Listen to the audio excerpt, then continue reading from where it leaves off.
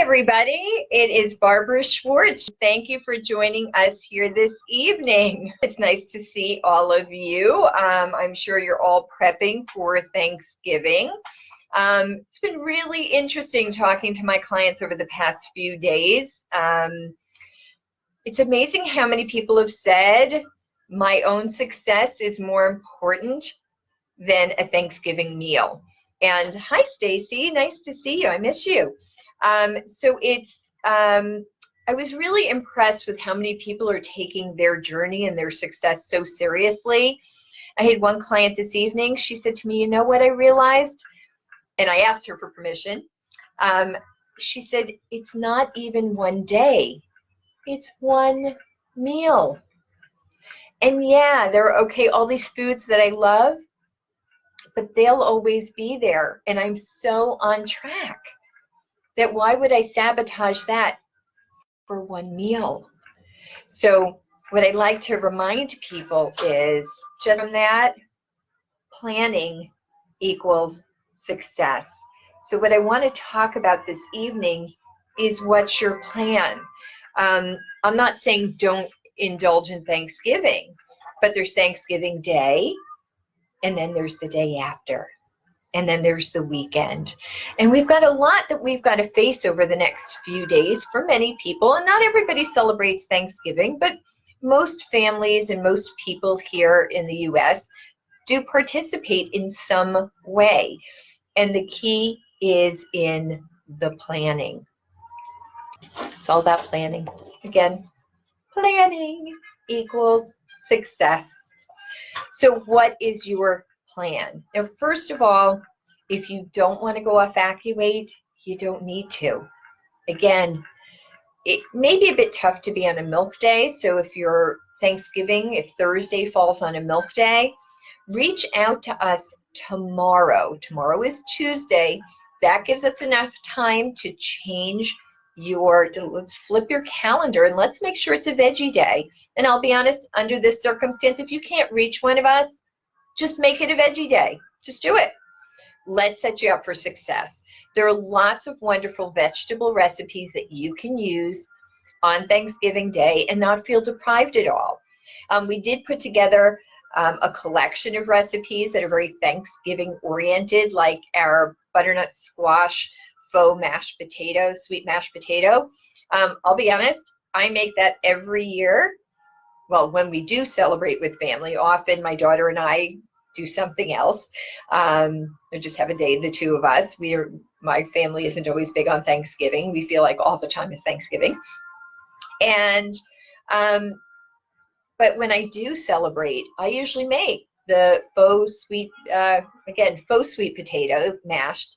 And what I do is I don't have time I'm not very good at actually slicing up butternut squash. I buy the pre-cubed organic. Usually it's a 20-ounce package. I usually buy 2 packages, and I spread them out on a baking pan. I do a little quick spritz of baking spray, and I sometimes season with a little bit of salt and pepper. And I just bake it on a low flame or low heat. And every 20 minutes or so, I turn all of them so they don't burn. And then after the first 40 minutes, 1 hour, I start checking it with a fork. When the fork easily pierces the butternut squash, it's ready. I take it out. I split it in 2. One bowl, I just mash up, simple, maybe a little salt and pepper. And the other one, I season up with some cinnamon, nutmeg, and all the spices of the season.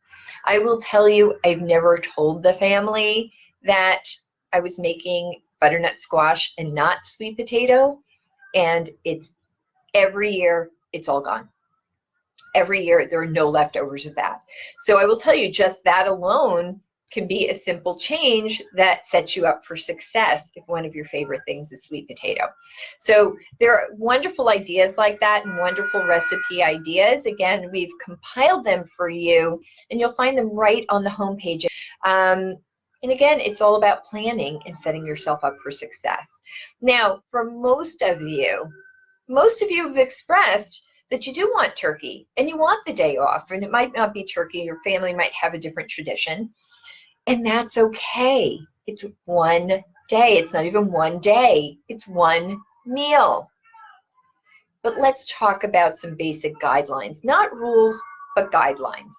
Number one, and by the way, the Thanksgiving Day plan is available at the website, accurate.com/Thanksgiving. That's a shortcut that will take you to the special protocols, and you're going to see a link for the Thanksgiving Day plan. So all you need to do, if you want to see this in writing, accurate.com/Thanksgiving, and that's going to take you right there so you can see this in black and white, okay? So the plan is there. You're going to build your meals around vegetables and protein. Protein, turkey's protein, or whatever main meal that you're having. Everything else is a taste. So let's talk about what does that mean, tasting, right? Now, why do you want it? Because it tastes good and you haven't had it in a while and you're looking forward to it. And maybe it's an annual tradition. Maybe there are some family recipes that only come out in Thanksgiving and you don't want to wait a whole year for it. Okay, I get that. I totally get it. And I respect that. Nor do I want you to be deprived of it. But here's the thing. And again, normally if you're in my office or we're doing a one-on-one, I do this as a Q&A versus me telling you. And the reason I'm going to say that is tonight I'm talking to a computer screen, so I'm talking to you. You're listening, but when you're listening, you're taking information in. If I ask you a question and you have to answer it, then you're thinking. So I'm going to do a little experiment here and do a little bit of both. Maybe initially ask it as a question, but obviously because you can't answer, hi Lori, because you can't actually answer me, I'll pause for a minute so you can actually answer it for yourself, and then I'll keep talking and as if you've answered me, okay? So I'm going to do it that way. Let's do that as a trial and error. So first question, and I want you to understand, there are no trick questions here. You actually know the answer to every one of these questions that I'm going to ask you. But because I'm going to ask them as questions, you might feel like you're unsure. And it's okay to feel insecure here. I will tell you when I'm face-to-face with a client, it's amazing at how many of them are like, as they're trying to answer, and everybody answers it correctly. These are things that you know. But as I said to one of the young women I spoke to this evening when I asked her this question, and I said, when's the last time anyone ever asked you this? And she said, I don't think anyone ever has. So again, this is your education journey as well as your weight loss journey, right? This is, again, we're learning to improve our relationship with food. So question, where are your taste buds? Where are your taste buds? Good question, right? Now, I know you know the answer to it. I'll tell you that because some people feel it's a trick question, some people will actually say, in my head? Do we taste with our head? I mean, it's part of the process. It's part of the satisfaction. But you're right, Lori, to a certain extent, it's not just the tip of the tongue, it is our whole tongue. And often people will say it's in my mouth. Yes, in your mouth. But most importantly, it is your tongue. Our taste buds are on our tongue. Now, I'm talking right now. How do we form words? So question number 2, how do we speak? How do we form words? So I want you to think about that for a second, and I want you to answer, and ideally answer yourself out loud. So we said our taste buds are on our tongue. How do we form words?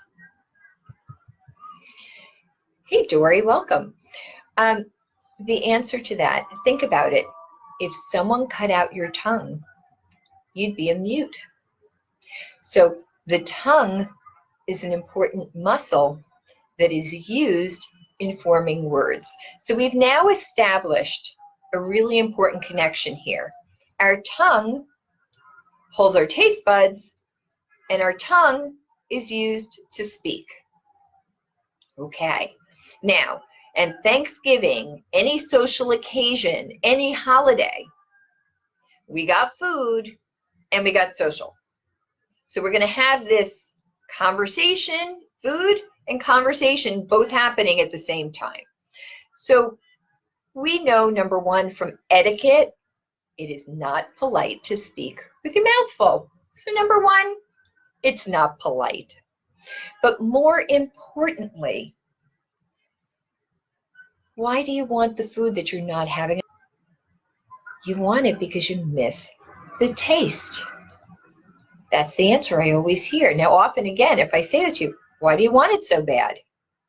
Not because your belly misses it, because you miss it, right? You miss the taste of it. And we just established that your taste buds are on your tongue. And we also established that your tongue is required to speak. So when right now, if I was sitting at a dinner table and I'm speaking with you and we're telling stories, we're catching up, we're with friends, loved ones, family members who we haven't seen in a while, and we're catching up. So we're talking. Do you think if I was eating right now, besides being impolite, question, do you think your taste buds are tasting while you're talking? I want you to think about that for a minute. Do you think your taste buds are tasting while you're talking? The answer, taste buds are engaged about 10%, approximately 10%. That means approximately 90% of the taste buds are not engaged with your brain when you're busy talking and forming words. Now, if the reason you want the food is the taste and you're missing 90%, well, that's a pretty much waste of space, right? It's a waste of calories. It's a waste of the food. How many times have you ever been at a social event or been to a restaurant and you're having a really social time and you look down at your plate and go, whoa, wait a minute. When did I eat that? I don't remember eating that. And if you're at a salad bar or a buffet or at home or at a friend's, all of a sudden you're digging into seconds. Now, one of the beauties of AccuWeight, the acupressure has reconnected the hypothalamus with your stomach. They're friends again. They're talking. It's really cool, right? So now your stomach is sending signals to the brain saying, I'm satisfied, or I'm full, or I'm stuffed. But the stomach and the brain are talking. Now, I want you to recognize it does take 20 minutes for the stomach to have enough awareness to send that initial signal to the brain. So eating fast and wolfing things down, number one, is going to be counterproductive because the stomach doesn't have time to engage the brain to know what's going on. So number one, we do want to slow it down. But number two, we just said if we're talking and we're distracted, the taste buds are not engaged with the food. So if our taste buds are not enjoying, genuinely having an opportunity to enjoy what we're eating, the brain, the satiation center says, oh, I didn't get any yet. So now here's this triangle, this three-pronged friendship. Our stomach, our mouth, and our brain. So here's this three-pronged friendship. And our friend, the stomach, is sending a signal or talking to our mouth and our brain. And it's going, hey, I'm starting to get satisfied. Maybe we should start wrapping this up. And the mouth and the brain are saying, hey, friend, stomach down there, I don't know what you're talking about because I didn't start eating yet. So you're just mistaken. So now you're eating a little more. And your stomach is going, whoa, not only am I satisfied, I'm starting to get full. And the mouth and the brain are going, friend down there, don't know what you're talking about. I haven't eaten yet. There's no satisfaction here. I'm not engaged. We didn't eat yet. So the mouth and the brain keep you going, right? Fork, hand to mouth, hand to mouth. We keep it going. Now we get that Thanksgiving, I am stuffed fuller than the turkey, right? How many people at the end of Thanksgiving, you can roll them away from the table. Oh, I am so stuffed. Well, guess what? Your mouth and your brain are still saying, stomach, I don't know what you're talking about because I'm not satisfied yet. I didn't have anything yet. So that distracted eating, that non-engaged, tasteful eating, is actually one of the things sabotaging you, and often it's the culprit of why you're gaining weight or that you gained weight in the past, is just not allowing the stomach, the mouth, and the brain to have an open conversation on the same page. Because if the taste buds aren't engaged, no matter what signal the stomach sends, your mouth and your brain don't have satisfaction. And the overriding decision making is going to be, am I satisfied? Not stomach satisfied. So you don't have to be hungry anymore. And you're still going to say, but I'm hungry. So your body is not hungry, but your mouth and your brain are saying, I'm hungry, give me more. So let's talk about a couple of tips, because I'm going to one more time. Visuals are huge. Hi, Carol, welcome. Planning equals success. So now let's talk about the plan. Okay, so I'm going to give you a couple of tips. And these are things that we work on during stabilization as well. So if you're still on your weight loss journey, this is the first step of things you'll be looking at, of what does maintenance look like. Now, also with that in mind, if you're already on maintenance and you're not practicing things, these are tools that you can add to your toolbox that are going to help you with your ongoing maintenance. So we've already talked about our taste buds are on our tongue. So we want to be engaged with the food when we're eating it to have maximal satisfaction. Because again, when we're satisfied, when our stomach says we've had enough, it's much simpler to walk away from the food. So, number one, we want to make sure we're hydrated. So make sure you're starting your day with your water, with your electrolyte water, and let's be hydrated. So that's number one. And I'll also say part of our Thanksgiving protocol is some people want to engage and have a glass of wine or a cocktail, full glass of water before you engage in any alcohol, okay? And a full glass of water after you've had it. Cleanse your palate, slow you down, keep you hydrated so there's no hangover, okay? So there are a lot of reasons to drink the water first. So number one, let's drink our water. Number two, when you are talking, knife and fork down, a glass or bottle of water. I've got electrolytes in here, that's why it's not clear. A glass of water in your hand. This way, while you're talking, if anything absent-mindedly is going to your mouth, it's 0 calorie and it's hydrating, okay? So it's okay. This way we're absent-minded, we're hydrating, we're filling our belly, no harm, no foul. Now, when other people are talking, our ears are engaged. Now, we're not 100% engaged in the eating, but now our mouth and our taste buds are completely free. Now, we pick up our knife and fork, we cut, we take a bite. Now, most people's habit is to already start cutting the next piece while they're chewing. I'm going to challenge you to put the knife and fork down and put that glass of water back in your hand while you're chewing. This way, if anything absent-mindedly goes back to your mouth, it's the water. It's going to make you aware that you're not done chewing and that out of habit, the hand is going back to the mouth. Because how many people have cut the next piece and put it in their mouth before they finish chewing and swallowed? Most people will cut their food and put the next bite in before they finish chewing and finish swallowing. So they've added more taste, but they haven't actually finished eating that first bite.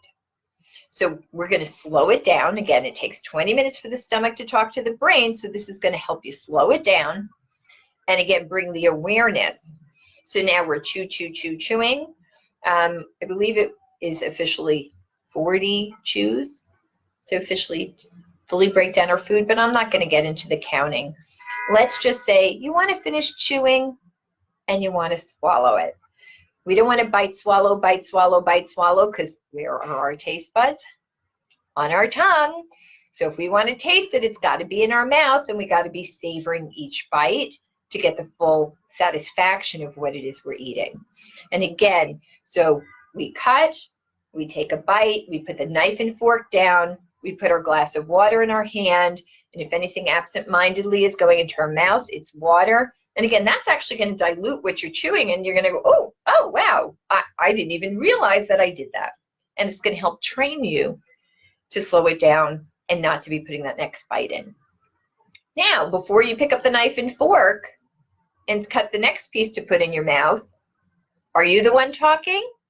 Oh, you're still listening. Okay, well, let's cut some more, put another bite in our mouth, knife and fork down, water back in our hand.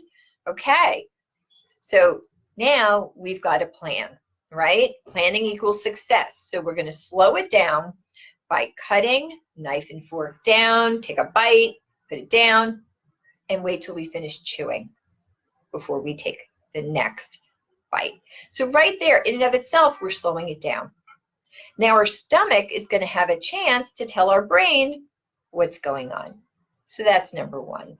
Number two, sometimes something looks really good and it doesn't taste as good as we thought. How often have you eaten something that didn't taste so good because you didn't even notice because you were busy or you were distracted? So now you see something you really want, really taste and savor it. If it's not tasting good, move away from that food. You don't need it just because it's there, right? That's called empty calories. So we want to initially build our meal around the vegetables and protein. So vegetables and let's say our turkey. But there's the stuffing and the sweet potato. Again, you could do your butternut squash mash, but there might be different side dishes that are your family tradition. Somebody told me, oh, my family does macaroni, and this one does this. And nothing is officially taboo. But you're going to build your meal around the vegetables and the proteins, and you're going to start with them. Everything else is a taste. And what did we do? Taste buds are on our tongue. So again, if we're going to taste the macaroni salad, we're not going to do it when we're talking, and we're not going to have it before the vegetables and turkey, because we will overeat just because we're hungry, we're starving, right? Which again, that's here, and it could be dehydration. If we're hungry, that's a nudge towards food. But we want it. We haven't had it in a while. It's a treat, right? We haven't had it, and it's my mother makes a special recipe, and I haven't had it in so long. Great. I want your taste buds to enjoy it. But the way I just described it, where you take a forkful and you put it in your mouth and you really savor it and you chew it and you swallow it before you take that next bite.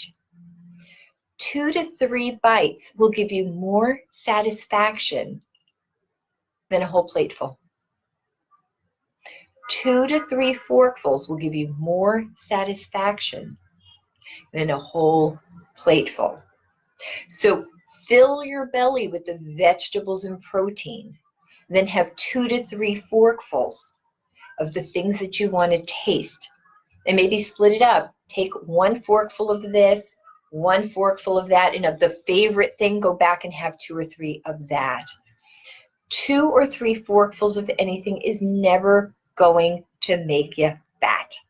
It's just not. A plateful might, and a plateful on a regular basis might, but a taste here and a taste there is not going to sabotage your success. It is a day off.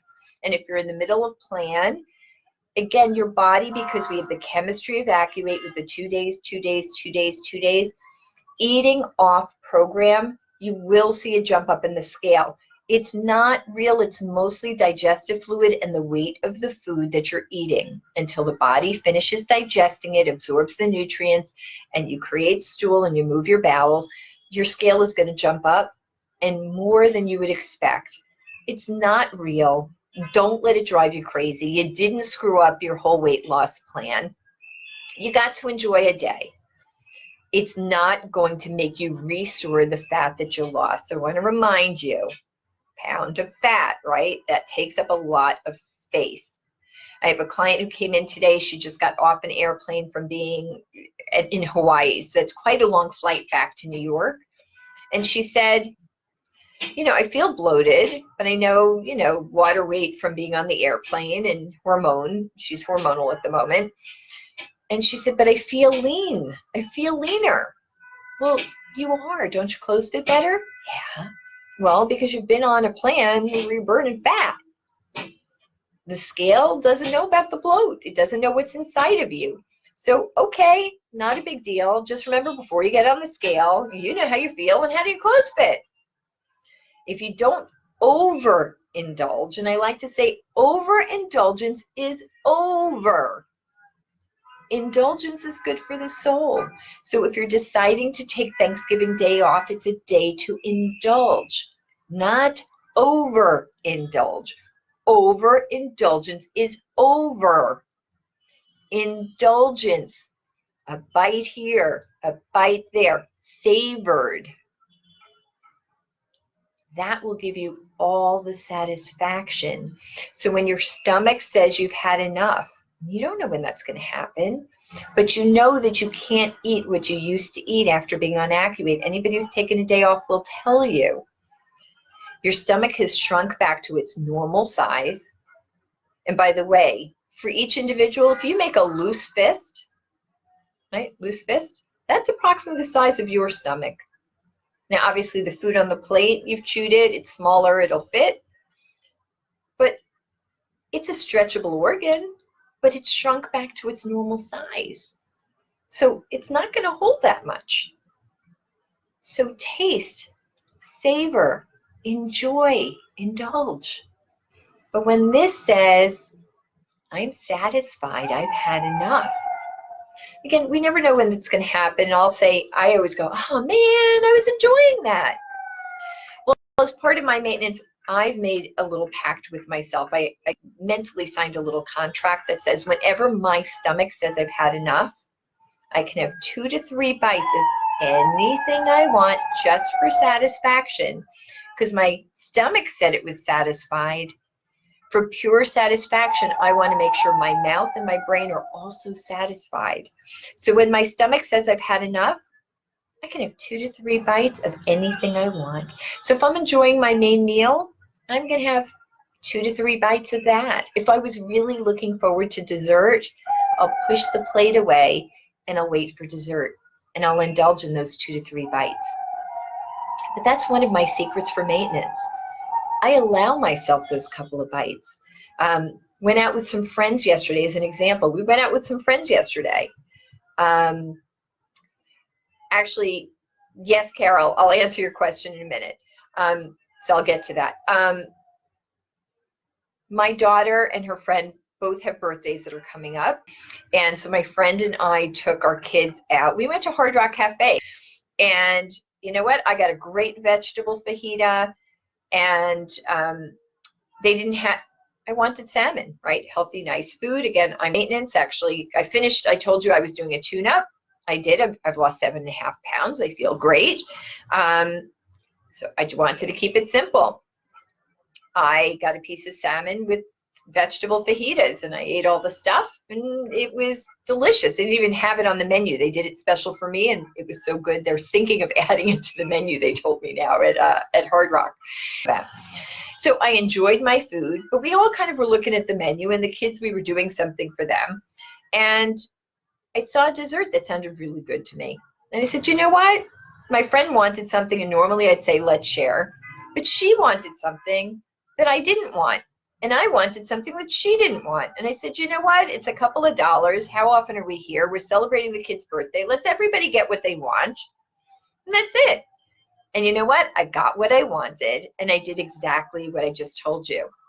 Now, it was a giant, I'll be honest, it was much bigger than I thought. It was about that big and really thick. I kind of wanted the top part. Took a forkful of just the top part. And not just the whatever, but the top layer. I took a bite.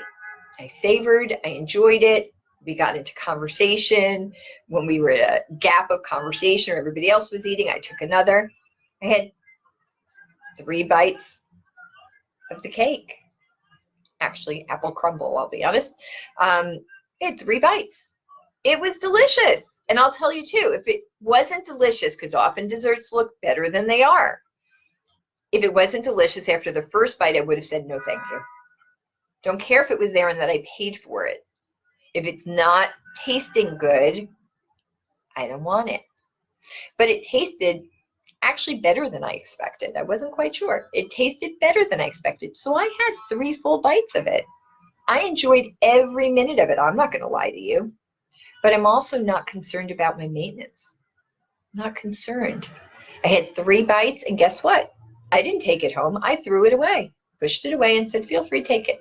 Does anybody else want some? Nobody wanted because we each got our own thing. I said, okay. In this case, I wasted a couple of dollars, so to speak, because I got this big thing. But I got what I wanted. It was my indulgence, both financially and orally. So I'm going to do this because I want it. I don't do that all the time. I don't eat desserts like that are that rich and that sugary all the time. But we were indulging, and it was that kind of night, and I wanted it. But that's the point. I didn't feel deprived at all. I got everything I wanted, but you know what? After the first 3 bites, your taste buds start to go dull on specific flavors. So it's the first 2 to 3 bites that have the height of the flavor. By bite 4, the taste buds, it's lowering. It's now a dulled sensation because the taste buds have gotten that initial whoop, and it's lowering down. So now you're not even getting the maximal. So the 2 to 3 bites, especially when it's not something like your main meal, when it is that indulgence, beyond 2 to 3 bites, you're starting to even waste it. So let alone that, as they say, a lifetime on the lips, a minute on the lips, a lifetime on the hips. 2 to 3 bites, you're not going there. So you get the full indulgence without long-term ramifications. And that's what it comes down to. So guilt-free, I was able to have dessert yesterday. Okay, it was, again, these types of places, it's an expensive dessert. But what was it at the end of the day? An extra couple bucks? I walked out a happy girl. It's that simple. It's just be engaged. That takes practice. Again, I'm human. I'm still learning and developing new tools all the time. But when it comes to the tasting and being able to walk away, I got this. This is, for the most part, it's a done deal habit. But it takes time to get there. And that's why the best thing that you can do is while you're trying to learn to pay attention and be engaged is after you've put that fork in your mouth, put it down and put the glass of water in your hand. So if you're being absent-minded, it's not the next bite. Your hands are full and it's the water that's going in your mouth. Now, Carol, you were asking, can you stick to veggies, skip the protein, and maybe take a bite or 2 of a treat? Absolutely, why not? Sure, Thanksgiving, right? So this is all about what is your plan. What's your priority? If, you're really not that tempted by the turkey or whatever protein, but you want to indulge in a bite or 2, again, if you're not eating the whole pie, yeah, take a bite or 2. No guilt, but be engaged. Taste it, savor it, enjoy it, be guilt-free, but learn when it's time to walk away. Now, some tricks that I've seen people do is after they take the few bites, if they're tempted because it's still sitting there and the table hasn't been cleared. I know some people take ketchup or mustard and just squeeze it on it. So it kind of destroys it, so you won't accidentally pick on it. Or some people just pour water or do something on it. Or just get up. Or, if you're at home or at a friend's home or family's home, loved one's home, get up and go wrap it. Like if it's, something that you're going to doggy bag, then just put it away, right? Put it away. But I'm going to see if I don't know where I put my signs. I love to be visual. Let's see if I see them. I think you can still hear me when I'm off because I got my mic on. I don't think I have my little signs here. I love to use them. I think they went walkabout. Nope, I've got all my gold cards, but not my other ones. Just want to remind you, there's 2 ways to spell the word waste. W-A-I-S-T and W-A-S-T-E. So when you've had enough, when your stomach says you're satisfied, When you've taken your couple of bites of indulgence, you have two choices. WAIST, your middle, or the wastebasket. Yesterday, I chose the wastebasket for the extra dessert. Now, again, you have an option. There's always wrapping it and having it stored as leftovers or giving it away to someone else so you can share. It doesn't have to be waste, doesn't have to mean the garbage can. But yesterday, there was absolutely no reason for me to take that home, and I didn't feel that I was giving a gift to anybody by wrapping it and handing it to somebody else and sabotaging their weight. So I chose to wastebasket it. I don't have guilt over that. I'll be honest, if it's good food and I don't need the leftovers, I'll wrap it and I will give it to a homeless person, etc. I'll take it home if it makes sense to be leftovers. I believe in doggy bagging and or sharing. But in this instant, the dessert, I have no guilt because it's something the inner child in me wanted. I enjoyed every bite, but I don't have a weight issue today. I don't have guilt. I can openly tell you guys about it and be proud because I indulged and I still get to maintain. And that's our real goal, right? But for many of you, you're not on maintenance yet. You're still in your weight journey. So this is just a cutout day, right? The Thanksgiving day, it's one day. It's a cutout day. We're just cutting it out and then getting back onto our plan. So just think of it as a cutout day, not a sabotage day. And one of my other favorite sayings from years ago when I was doing the Facebook social media posts myself, don't give up what you want most for what you want now. Don't give up what you want most for what you want now. All the things that you want now, they're still going to be here when you're done. So be committed to you, right? I like to say, now, many of you may not realize, and I feel comfortable enough talking to you guys, and I know I'm kind of talking to a computer screen, and I don't really know who's necessarily watching, but I feel really comfortable with you guys to say this. The satiation center in our brain for food and the desire center for food is the same as the desire center in our brain for sex. So we've learned morally to typically control our sex drives, but nobody ever taught us to control our food drives and our craving drives. So know that, number one, if you can control your sex drives, you can control your food drives. You just haven't learned how. And that's okay. This is a learning journey, right?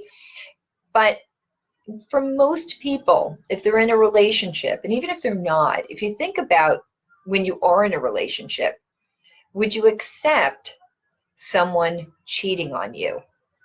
For most people, the answer would be no.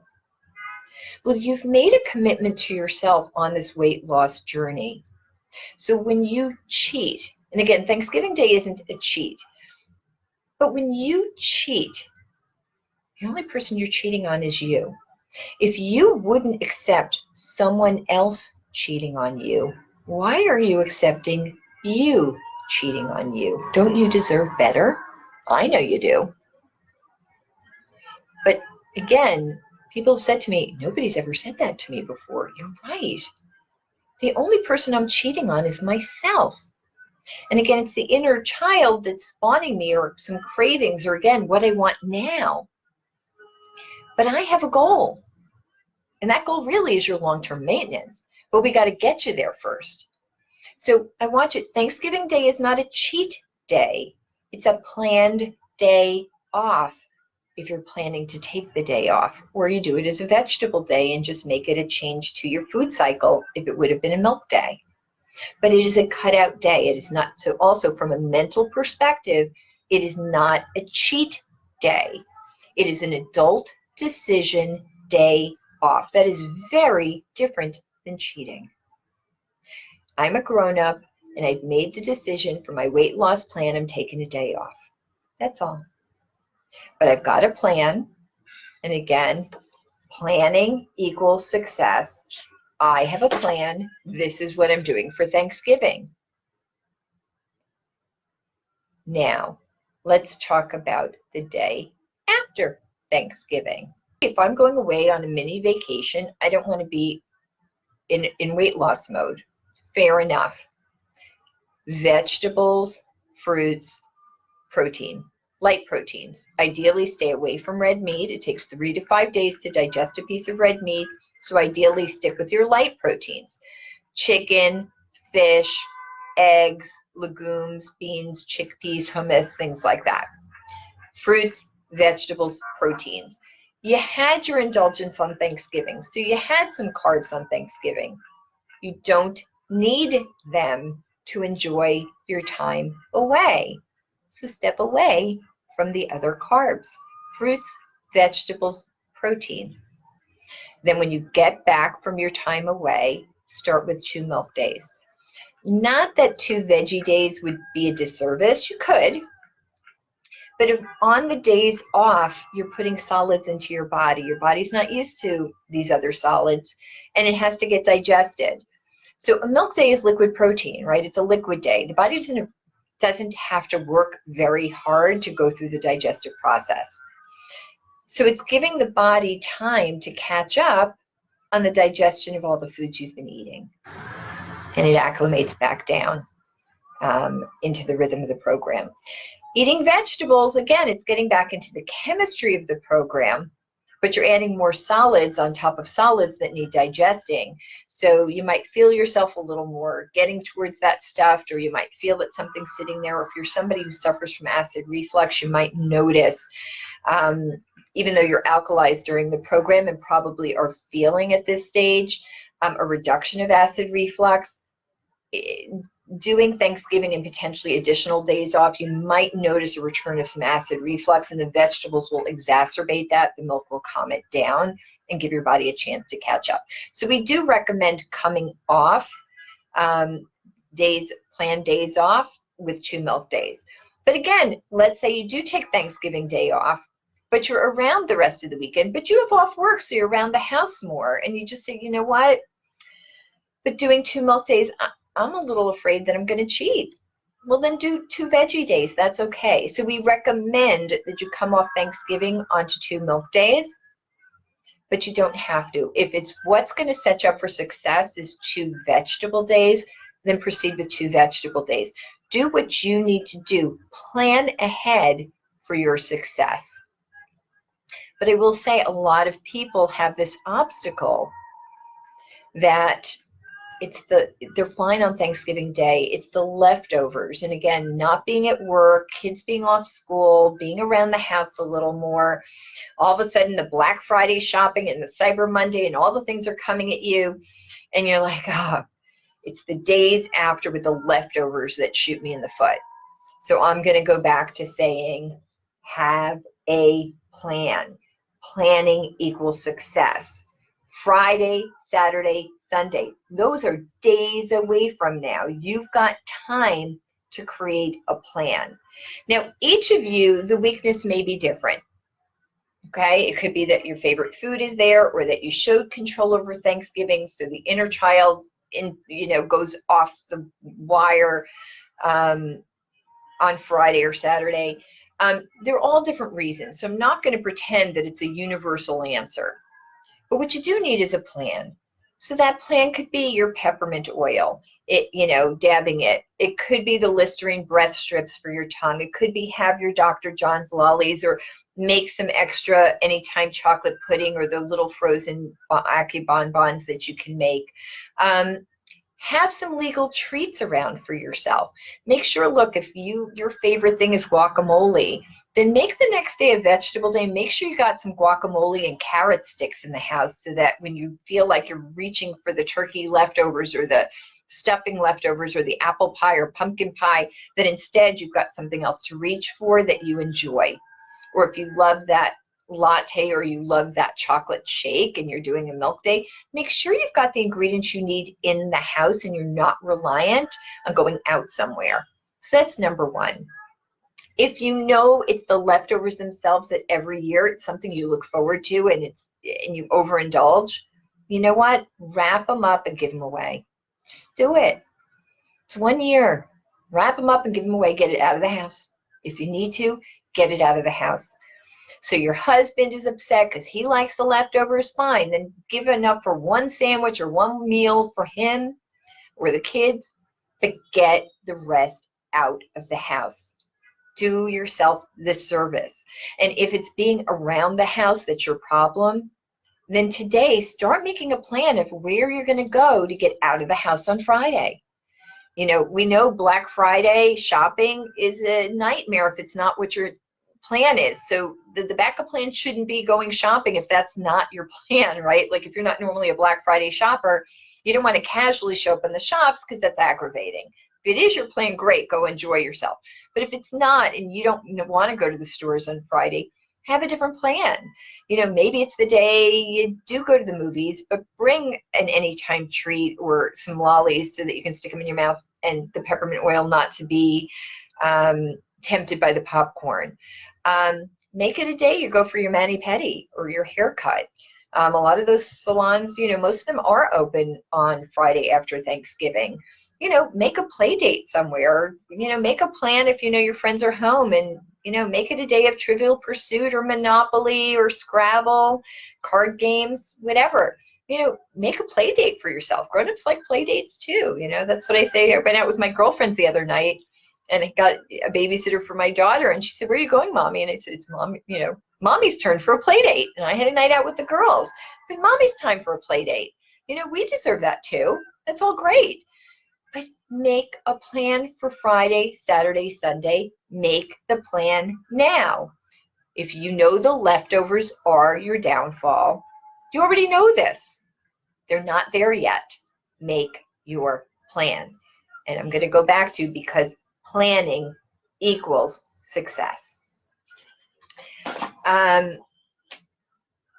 Safe and happy holiday. And let me say to all of you, I feel that we all have so much to be thankful and grateful for, but most importantly, we are thankful and grateful to all of you, our clients, for entrusting us with your journey, for letting us share in your journey, and for getting to know us and for us getting to know you. Jill and I were talking earlier how blessed we are. We have just the most phenomenal clients. We adore all of you. And again, we're grateful to be in your world and to have you in ours. So at this Thanksgiving time, let me just say thank you to all of you.